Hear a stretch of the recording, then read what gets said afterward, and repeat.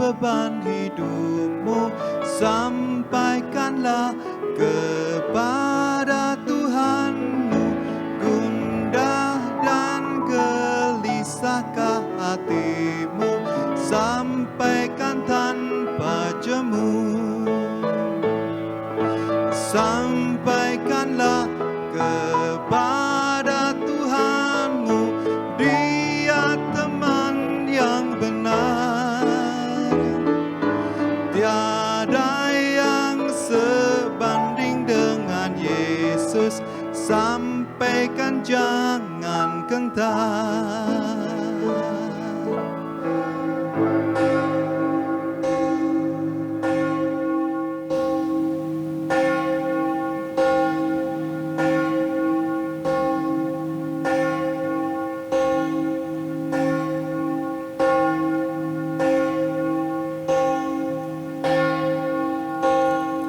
Warta Lisan Minggu tanggal 9 Agustus tahun 2020.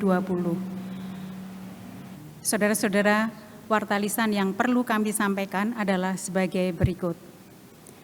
Yang pertama, berdasarkan keputusan Majelis Jemaat GKI Tegal melalui rapat pleno online pada tanggal 25 Juli tahun 2020, maka kegiatan-kegiatan Majelis Jemaat bidang dan komisi di bulan Agustus tahun 2020 masih akan diadakan secara daring atau online.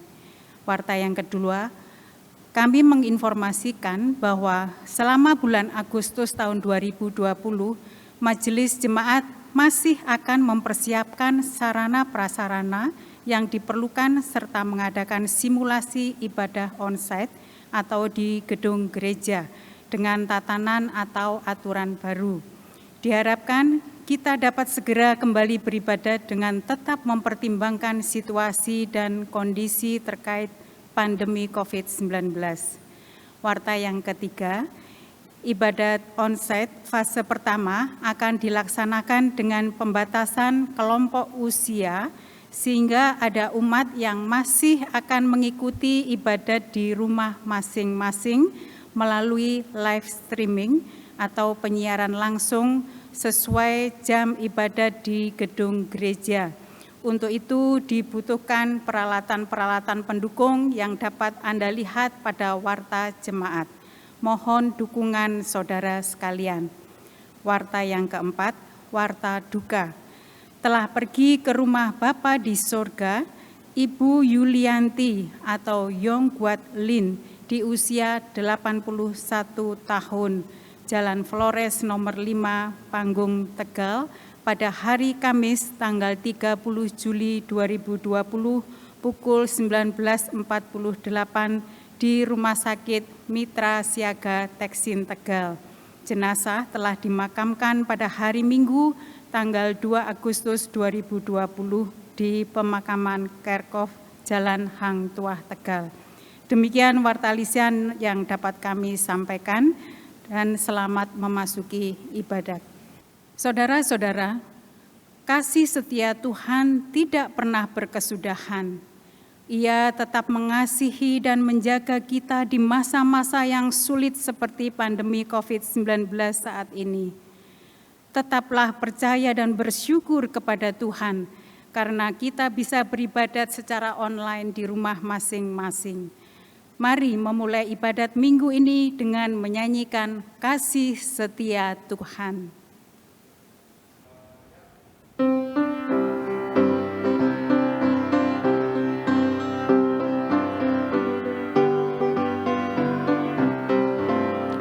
Ku nyanyikan kasih setia Tuhan selamanya, selamanya. Ku nyanyikan kasih setia Tuhan selamanya, ku nyanyikan selamanya. Ku tuturkan tajammu, kasih setiamu Tuhan. Ku tuturkan tajammu, kasih setiamu turun-temurun. Ku nyanyikan kasih setia Tuhan selamanya, selamanya. Ku nyanyikan kasih setia Tuhan selamanya, ku nyanyikan selamanya. Ku tuturkan tajammu, kasih setiamu Tuhan. Ku tuturkan tajammu, kasih setiamu turun-temurun. Ku nyanyikan kasih setia Tuhan selamanya, selamanya. Ku nyanyikan kasih setia Tuhan selamanya, ku nyanyikan selamanya.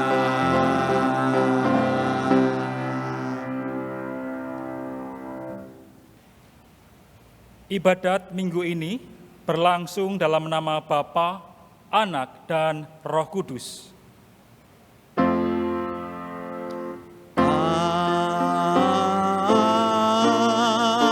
Amin, amin, amin.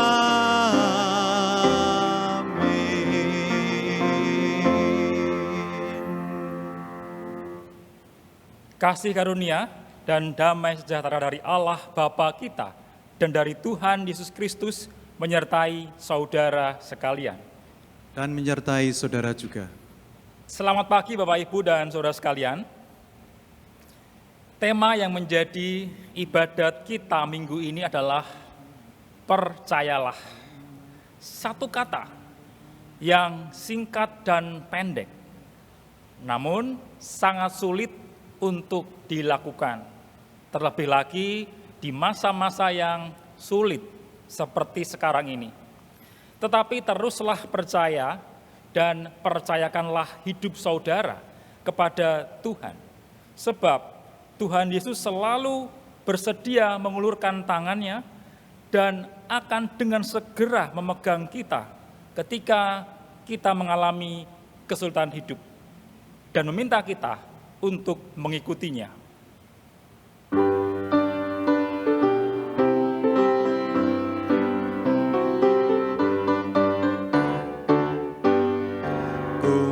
Berjalan dengan juru selamatku di lembah berbunga dan berair sejuk.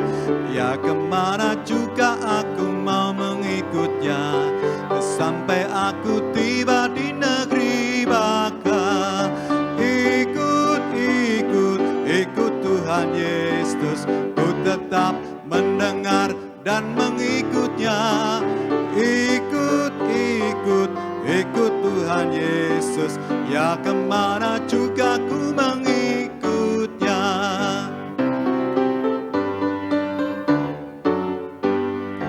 Ku mau berjalan dengan juru selamatku di lembah gelap, di badai yang menderu. Aku takkan takut di bahaya apapun, bila ku dibimbing tangan Tuhanku. Ikut, ikut, ikut Tuhan Yesus, ku tetap mendengar dan mengikutnya. Ikut, ikut, ikut Tuhan Yesus, ya kemana juga ku mengikutnya.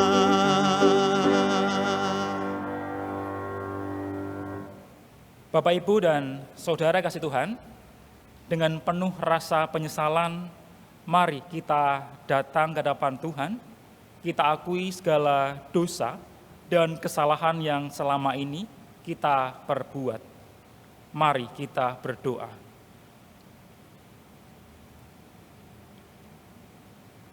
Tuhan, tidak ada yang tersembunyi di hadapan-Mu. Bahkan Engkau tahu setiap dosa dan kesalahan yang selama ini telah kami perbuat. Kami datang, kami mengakui perbuatan dosa dan kesalahan yang selama ini kami sembunyikan rapat-rapat, bahkan tak seorang pun mengetahuinya. Dengan rasa penyesalan, malu, kami merendahkan diri kami di hadapan-Mu, memohon ampun. Ampunilah kami. Janganlah dosa-dosa menjadi penghalang relasi kami dengan Tuhan, sehingga doa-doa kami tidak tersampaikan. Ampuni kami jika selama ini kami merasa perbuatan baik yang kami lakukan mampu melepaskan kami dari hukuman dosa. Karena kami menyadari itu semua hanyalah karena anugerah pengampunan dari Tuhan. Pada saat ini, kami yang sedang beribadat di rumah kami masing-masing, memohon belas kasihan-Mu untuk mengampuni segala kesalahan dan dosa-dosa yang telah kami lakukan. Inilah doa pengakuan dosa kami. Di dalam nama Tuhan Yesus Kristus, kami berdoa. Amin. Berita anugerah diambil dari Titus pasal 3 ayat 5-7 yang berkata demikian. Pada waktu itu Dia telah menyelamatkan kita, bukan karena perbuatan baik yang telah kita lakukan, tetapi karena rahmat-Nya oleh permandian kelahiran kembali dan oleh pembaruan yang dikerjakan oleh Roh Kudus yang sudah dilimpahkannya kepada kita oleh Yesus Kristus, Juru Selamat kita, supaya kita sebagai orang yang dibenarkan oleh kasih karunia-Nya berhak menerima hidup yang kekal sesuai dengan pengharapan kita. Demikianlah berita anugerah dari Tuhan. Syukur kepada Allah. Damai Tuhan besertamu. Damai besertamu.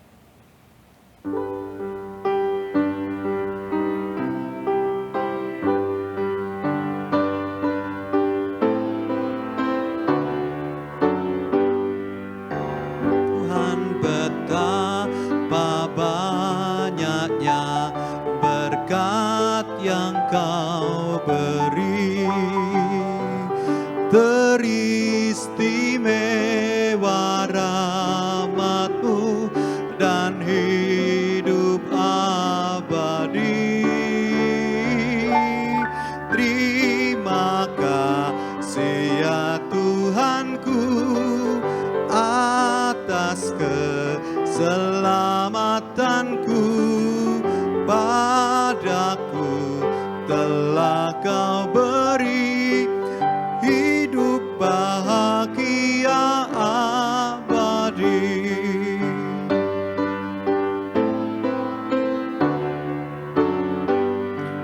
Sanak saudara dan teman Kau beri kepadaku. Berkat terindah ialah ku jadi anak-Mu. Terima kasih ya Tuhanku atas keselamatanku. Padaku telah Kau beri hidup bahagia abadi.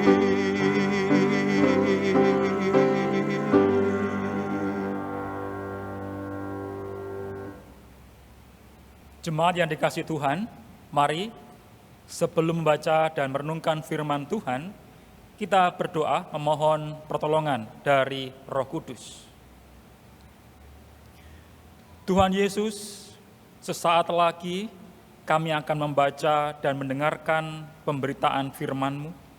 Kami mensyukuri jika masih diberikan kesempatan untuk memperbaiki diri melalui tuntunan Roh Kudus.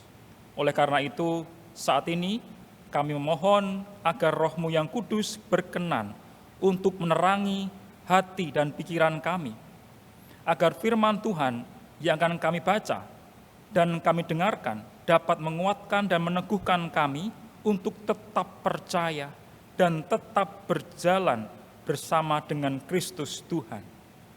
Walaupun kami saat ini sedang beribadat di rumah kami masing-masing, kami mohon pertolongan-Mu agar memberi kekuatan serta pengharapan kepada kami di tengah-tengah pergumulan hidup ini. Ya Tuhan, hamba-Mu juga memohon penyertaan kuasa Roh Kudus, agar hamba-Mu yang lemah dan penuh kekurangan ini dimampukan untuk memberitakan firman-Mu yang kudus. Saat ini, berfirmanlah ya Tuhan, karena kami telah siap untuk mendengarkan firman Tuhan. Kami berdoa di dalam nama Tuhan Yesus Kristus. Amin. Bacaan diambil dari kitab Injil Tuhan Yesus Kristus menurut Matius pasal 14 ayat 22 sampai 33. Sesudah itu Yesus segera memerintahkan murid-muridnya naik ke perahu dan mendahuluinya ke seberang. Sementara itu ia menyuruh orang banyak pulang. Dan setelah orang banyak itu disuruhnya pulang, Yesus naik ke atas bukit untuk berdoa seorang diri. Ketika hari sudah malam, ia sendirian di situ. Perahu murid-muridnya sudah beberapa mil jauhnya dari pantai dan diombang-ambingkan gelombang karena angin sakal. Kira-kira jam 3 malam datanglah Yesus kepada mereka berjalan di atas air. Ketika murid-muridnya melihat dia berjalan di atas air, mereka terkejut dan berseru, "Itu hantu!" Lalu berteriak-teriak karena takut. Tetapi segera Yesus berkata kepada mereka, "Tenanglah, aku ini, jangan takut." Lalu Petrus berseru dan menjawab dia, "Tuhan, apabila Engkau itu, suruhlah aku datang kepadamu berjalan di atas air." Kata Yesus, "Datanglah." Maka Petrus turun dari perahu dan berjalan di atas air mendapatkan Yesus. Tetapi ketika dirasanya tiupan angin, takutlah ia dan mulai tenggelam, lalu berteriak, "Tuhan, tolonglah aku." Segera Yesus mengulurkan tangannya, memegang dia dan berkata, "Hai orang yang kurang percaya, mengapa engkau bimbang?" Lalu mereka naik ke perahu dan angin pun redalah. Dan orang-orang yang ada di perahu menyembah dia. Katanya, "Sesungguhnya engkau anak Allah." Demikianlah Injil Tuhan Yesus Kristus. Berbahagialah mereka yang mendengarkan firman Allah dan yang melakukannya. Haleluya. Haleluya, haleluya, haleluya.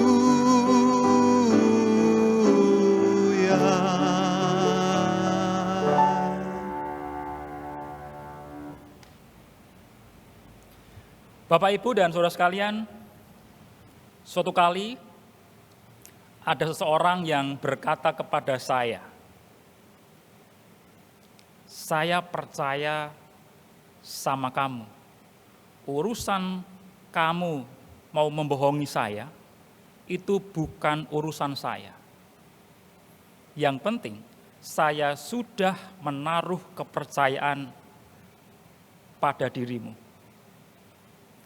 Dan Bapak, Ibu, dan saudara sekalian, percaya atau tidak, pada saat itu, perkataan itu begitu membekas di dalam hati saya, bahkan hingga saat ini. Karena belum pernah ada seorang pun yang menaruh kepercayaan yang begitu besar kepada saya. Beliau adalah Dr. Yusak Tridarmanto, seorang pakar hermeneutik perjanjian baru dan interkultural. Dosen pembimbing saya ketika saya tugas akhir atau skripsi. Waktu itu beliau meminjamkan buku-bukunya yang langka. Kebetulan skripsi saya adalah tentang interkultural. Sehingga pada akhirnya saya dapat menyelesaikannya tepat pada waktunya. Nah, yang ingin saya katakan adalah jika kepercayaan itu memiliki arti, yakin kepada kemampuan atau kelebihan seseorang tanpa ada keraguan sedikit pun, Sebab jika ada sedikit saja keraguan, maka itu bukanlah kepercayaan. Kepercayaan sebenarnya suatu sikap hati, bukan menuntut suatu pembuktian. Tetapi apakah itu mungkin? Ditambah lagi di masa-masa pandemi seperti sekarang ini, kita begitu mudahnya menaruh curiga kepada orang. Wih, jangan-jangan dia OTG. Wah, dia bawa virus. Kok nggak pakai masker? Harus pakai hand sanitizer. Dan segala macamnya. Kita begitu mudahnya. Kita juga mengalami berbagai pergumulan dan permasalahan hidup yang membuat kita semakin takut. Dampaknya adalah kepercayaan kita kepada Tuhan kemudian mulai luntur. Nah, kalau saja kepercayaan kita kepada Tuhan mulai luntur, apakah kita ini masih bisa disebut sebagai orang-orang percaya? Nah, oleh karena itu, sebagai orang-orang yang disebut orang-orang percaya atau orang Kristen, semestinya kita juga percaya bahwa Tuhan Yesus itu ada dan percaya akan kemampuannya dalam menjaga dan melindungi kita.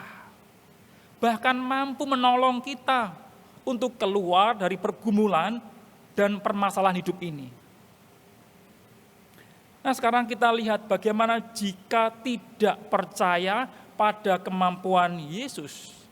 Kita akan belajar dari kesalahan para murid Yesus yang memilih untuk lebih takut atau ketakutan dan tidak percaya akan kemampuan Yesus.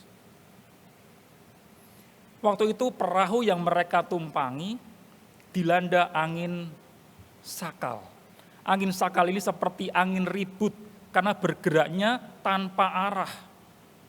Jadi kalau sampai angin ini menghantam perahu, pasti perahunya akan kehilangan arah dan kemudian akan terbalik.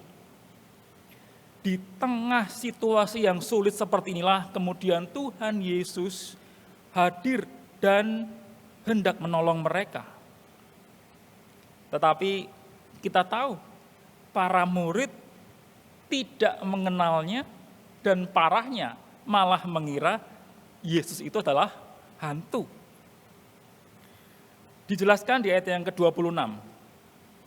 Ya, para murid lebih takut karena melihat hantu dibandingkan angin sakal itu. Yuk kita lihat, kita baca.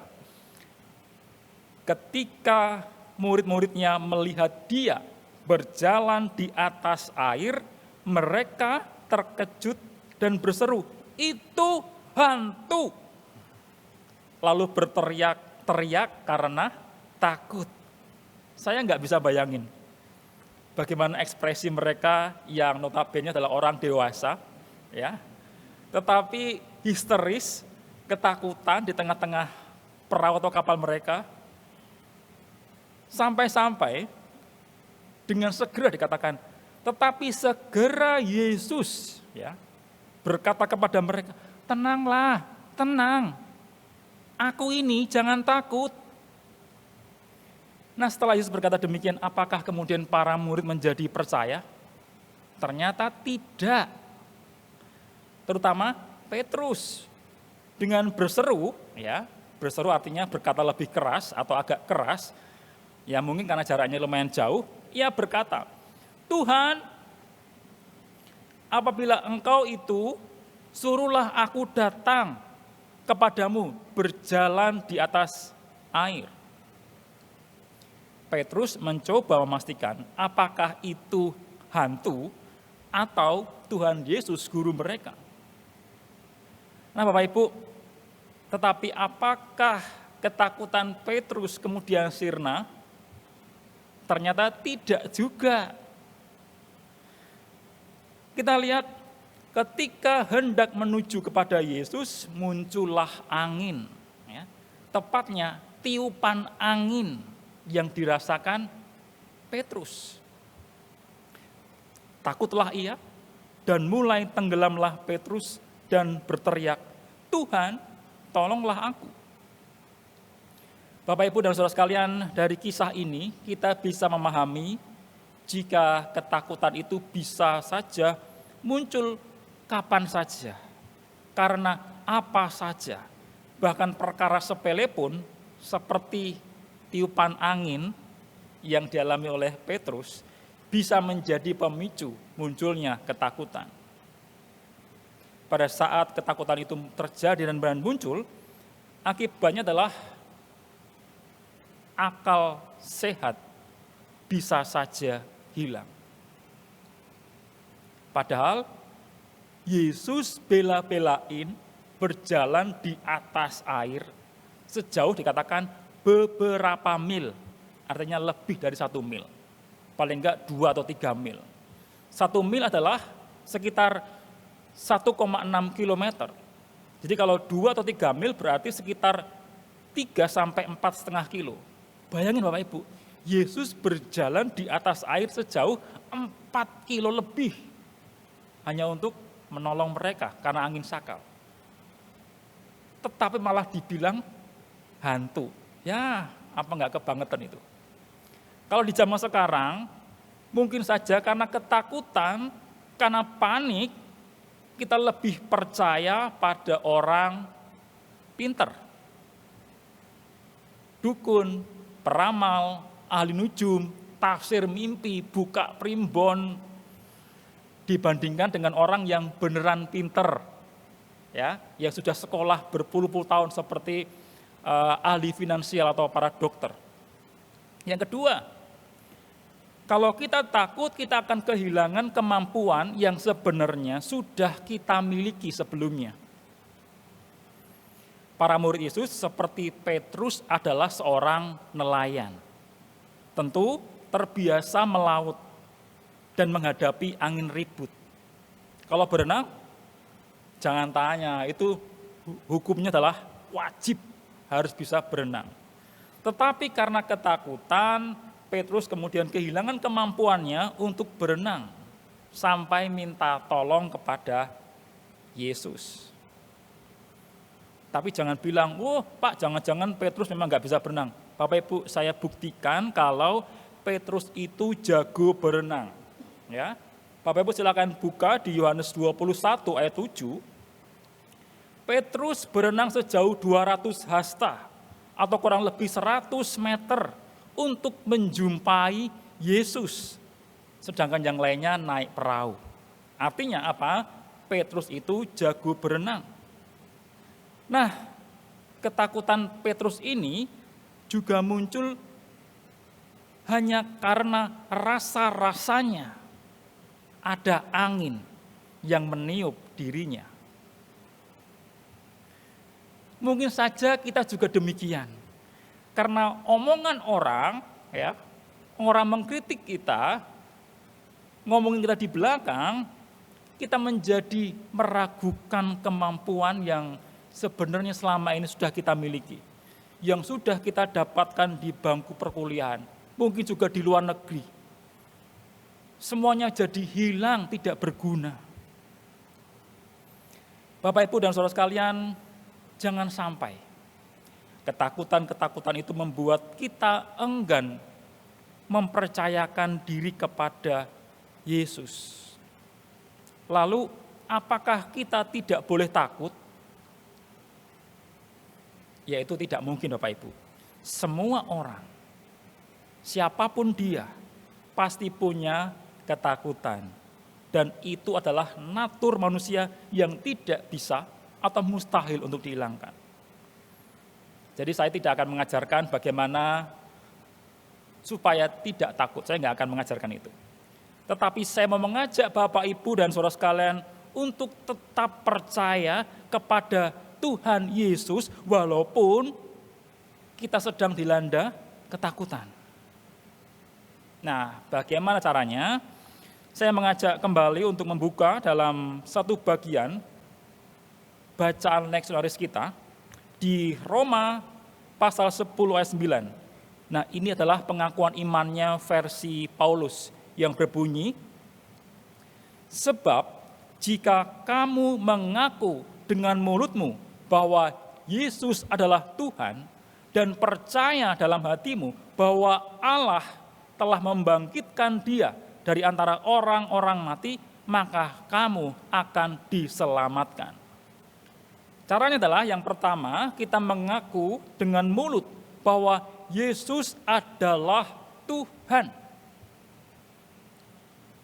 Ketika kita mengaku Yesus adalah Tuhan, maka semestinya kita berani menyandarkan hidup ini kepada Tuhan, kepada Dia yang memiliki hidup, dan menyerahkan segala kekhawatiran kita. Lantas, apakah ketakutan kita akan hilang? Ya, belum tentu. Mungkin saja masih ada. Tetapi kita punya pengharapan dan jaminan bahwa Yesus mampu menjaga, mampu melindungi, bahkan menolong kita untuk keluar dari pergumulan dan permasalahan hidup. Yang kedua, percaya di dalam hati. Sekali lagi saya mengatakan, kepercayaan itu adalah suatu sikap hati, bukan menuntut pembuktian. Jangan seperti Petrus yang meminta pembuktian. Jika engkau Tuhan, suruhlah aku datang kepadamu, berjalan di atas air. Tetapi sebaliknya, bilang sama Tuhan, Bapak Ibu, Tuhan, apapun yang terjadi di dalam hidup ini, mau menderita, mau sengsara, aku tetap mau ikut engkau. Sebab engkaulah yang berkuasa atas hidupku, berkuasa atas nyawaku, dan apapun yang ada di dalam dunia ini. Nah, sepertinya seperti itu. Bapak, Ibu, dan saudara sekalian, selama kita masih hidup di dunia, kita akan terus diombang-ambingkan oleh angin sakal, oleh pergumulan hidup, oleh tantangan, oleh kesulitan, sehingga tidak mungkin kita menghindarinya. Tetapi tetaplah percaya dan percayakanlah hidup saudara kepada Tuhan. Jika tidak kuat, berteriaklah sama seperti Petrus, Tuhan, tolonglah aku.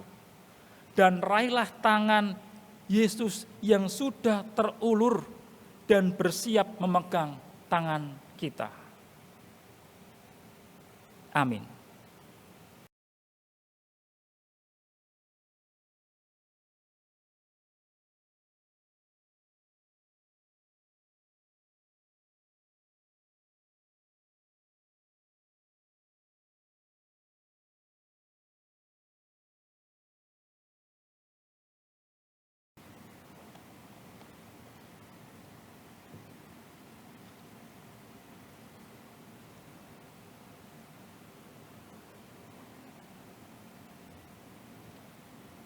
Marilah kita bersama dengan gereja segala abad dan tempat, kita mengakui iman kita menurut pengakuan iman rasuli.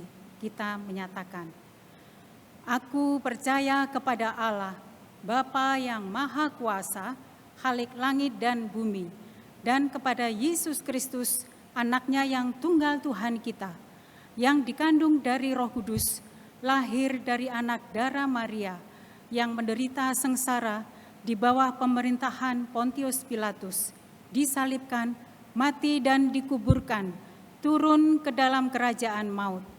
Pada hari yang ketiga, bangkit pula dari antara orang mati, naik ke sorga, duduk di sebelah kanan Allah, Bapa yang Maha Kuasa, dan dari sana ia akan datang untuk menghakimi orang yang hidup dan yang mati.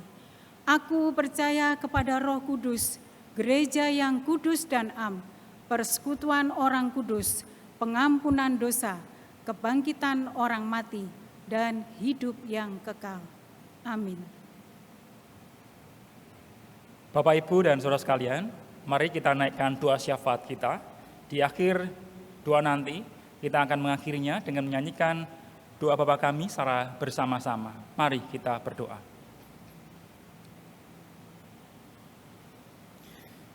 Tuhan Yesus, kami menyadari jika tidak mungkin kami dapat menghilangkan ketakutan-ketakutan dalam hidup kami.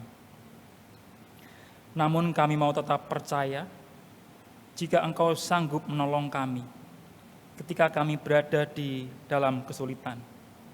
Saat ini kami berada di tengah-tengah kesulitan yang berat ya Tuhan.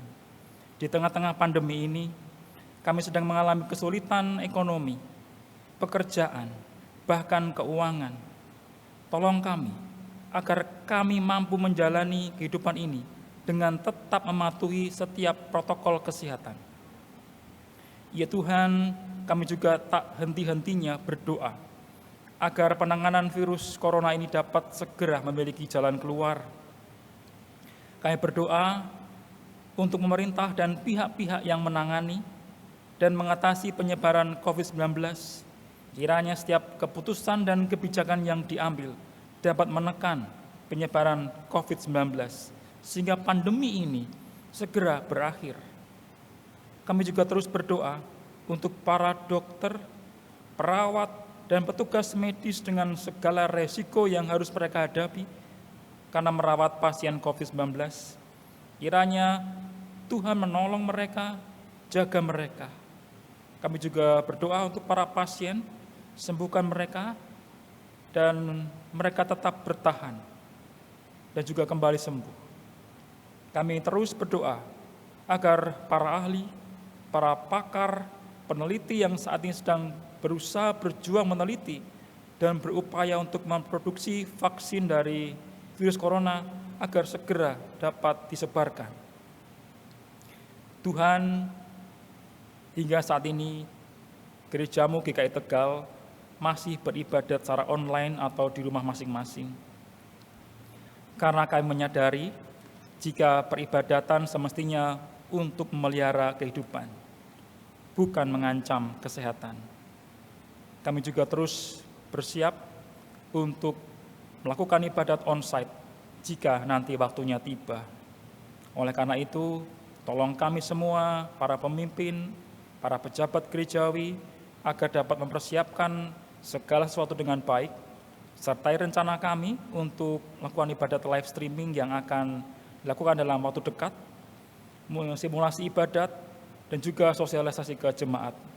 Ya Tuhan, kami juga hendak mendoakan untuk Ibu Pendeta Priscilla Agustina beserta keluarga, kiranya Tuhan selalu memberikan kesehatan, kekuatan, serta penghiburan yang dari Tuhan, agar selalu dimampukan untuk menjadi saluran berkat bagi kami, Jemaat GKI Tegal, melalui pengajaran pemberitaan firman Tuhan yang boleh disampaikan. Demikian pula dengan Pendeta Emeritus Stefanus beserta keluarga. Tuhan, kami juga berdoa untuk mereka yang sedang sakit atau mengalami lemah tubuh. Mungkin mereka sedang beribadat di rumah masing-masing. Kami berdoa untuk Ibu Esther, Ibu Yeniwati, Ibu Teorena, Ibu Pujian, dan kami sebutkan dalam doa kami masing-masing. Sembuhkan mereka, kiranya Tuhan memulihkan dan menyembuhkan mereka. Kami juga teringat untuk keluarga almarhumah Ibu Yulianti yang sedang berduka. Tolong hibur mereka, berikan mereka juga kekuatan. Inilah pergumulan yang kami naikkan, doa-doa syafaat, kiranya Tuhan mendengarkan dan mengabulkan segala permohonan kami. Tuhan, kami melandaskan doa syafaat ini dengan doa yang telah Engkau ajarkan kepada kami.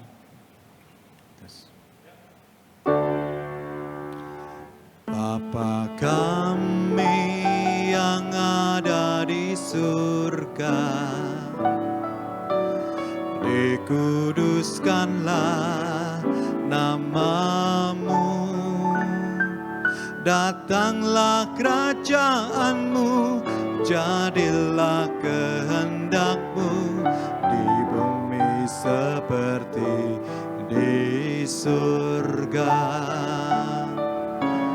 Beri kami hari ini makanan yang secukupnya.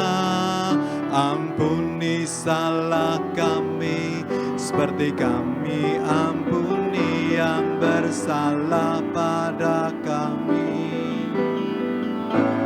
Jangan bawa kami dalam pencobaan, melainkan lepaskan kami dari yang jahat.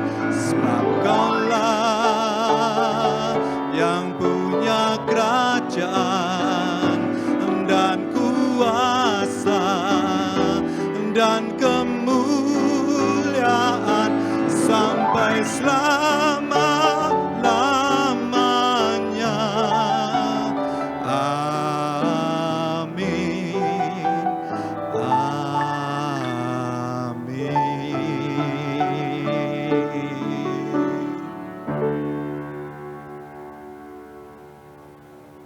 Saudara-saudara, selama kita belum dapat beribadah di gedung gereja, maka semua jenis persembahan yang biasa diberikan seperti kolekte, bulanan, ucapan syukur, persepuluhan, Thanksgiving Day, dan lainnya dapat langsung ditransfer ke rekening Gereja Kristen Indonesia Tegal, BCA 04763993999. Saudara-saudara juga dapat memasukkan persembahan ke kotak persembahan di depan kantor gereja pada jam kerja hari Senin sampai dengan Sabtu pukul 8 sampai dengan 13. Majelis Jemaat GKI Tegal juga mengembangkan QR, kode standar pembayaran nasional atau QRIS, untuk mempermudah saudara-saudara dalam memberikan persembahan, sehingga saudara-saudara dapat memberikan persembahan melalui aplikasi uang elektronik seperti M-Banking, GoPay, OVO, Dana, Sakuku, dan lain-lain. Dan bagi saudara-saudara yang kesulitan mentransfer atau tidak bisa bepergian, Majelis Jemaat GKI Tegal dapat melayani pengambilan sampul-sampul tersebut ke rumah saudara. Silakan menginformasikan atau menghubungi melalui SMS atau WA 0856 6688 246. Nas persembahan diambil dari Mazmur 96 ayat 8. Berilah kepada Tuhan kemuliaan namanya, bawalah persembahan dan masuklah ke pelatarannya. Mari kita memberikan persembahan dengan sukacita dan ucapan syukur.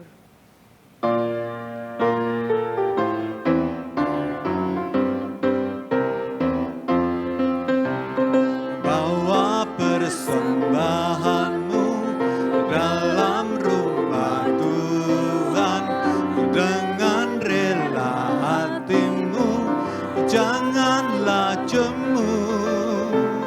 Bawa persembahanmu, bawa dengan suka, bawa persembahanmu, tanda sukacitamu, bawa persembahanmu, ucaplah syukur.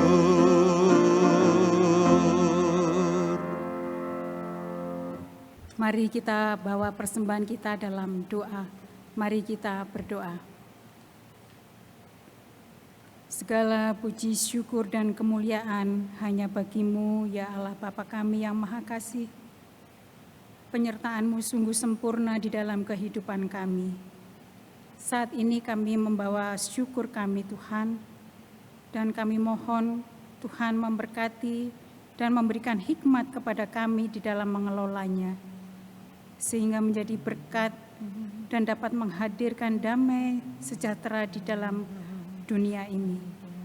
Inilah Tuhan, doa syukur kami yang kami naikkan hanya di dalam nama Tuhan kami Yesus Kristus. Amin.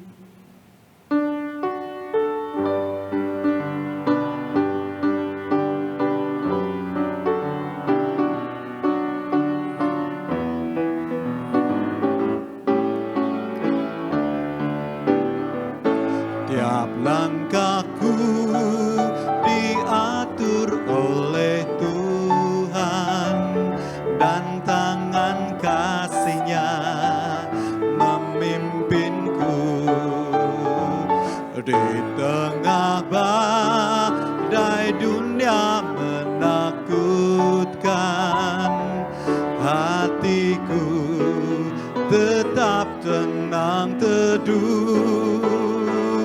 Tiap langkahku, ku tahu yang Tuhan pimpin ke tempat tinggiku dihantarnya. Hingga sekali nanti aku tiba di rumah Bapa surga yang bakal.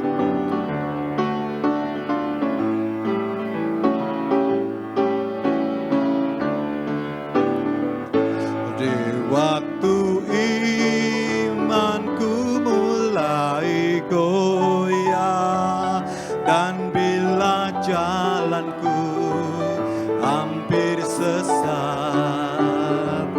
ku pandang Tuhanku penebus dosa. Ku teguh sebab Dia dekat. Tiap langkahku, ku tahu yang Tuhan pimpin ke tempat tinggiku dihantarnya. Hingga sekali nanti aku tiba di rumah Bapa surga yang bakal.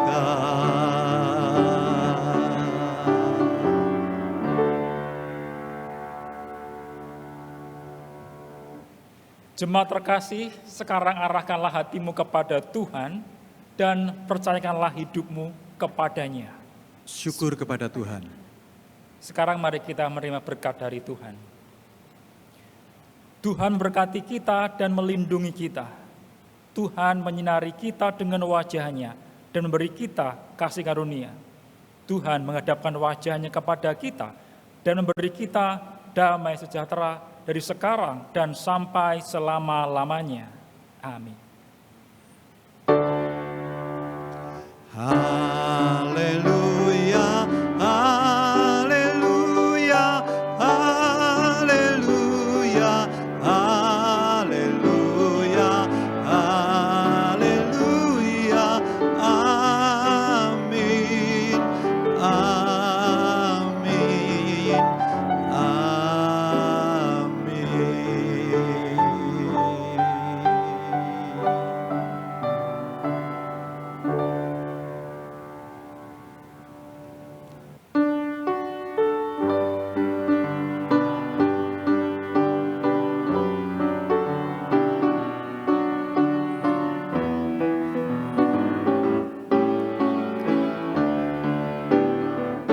Tiap langkahku diatur oleh Tuhan, dan